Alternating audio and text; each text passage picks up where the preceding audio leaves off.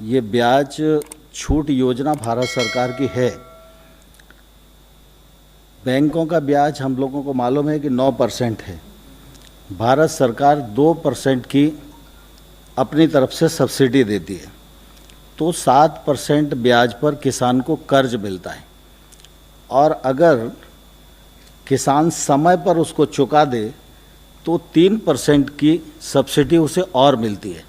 तो ऐसे कुल मिला के अगर समय पर किसान अपना फसली ऋण चुकाने में सफल होता है तो किसान को 4% ब्याज पर कर्ज मिलता है। इस बार आपको ध्यान है कि 31 मार्च भी लॉकडाउन की स्थिति में था, तो उस समय हम लोगों ने सोचा कि 31 मई तक शायद ये ठीक ठाक स्थिति आ जाएगी, लेकिन अभी भी सामान्य स्थिति नहीं है।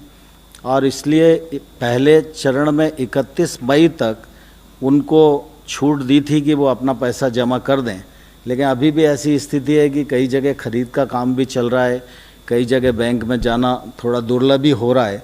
इसलिए किसानों के हित में माननीय प्रधानमंत्री जी ने इस तिथि को बढ़ाकर अब 31 अगस्त कर दिया है।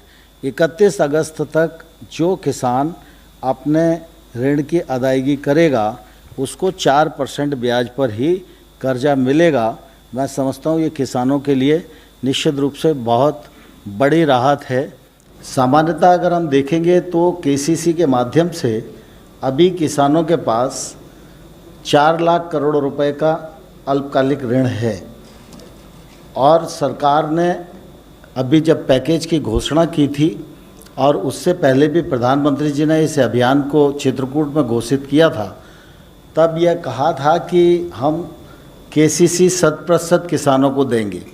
और अभी लगभग 6 करोड़ 65 लाख से अधिक किसान हैं जिनको इस स्कीम के अंतर्गत कवर किया गया है। 2.5-3 करोड़ किसान अभी ऐसे हैं जिनको इस स्कीम के अंतर्गत और कवर किया जाना है।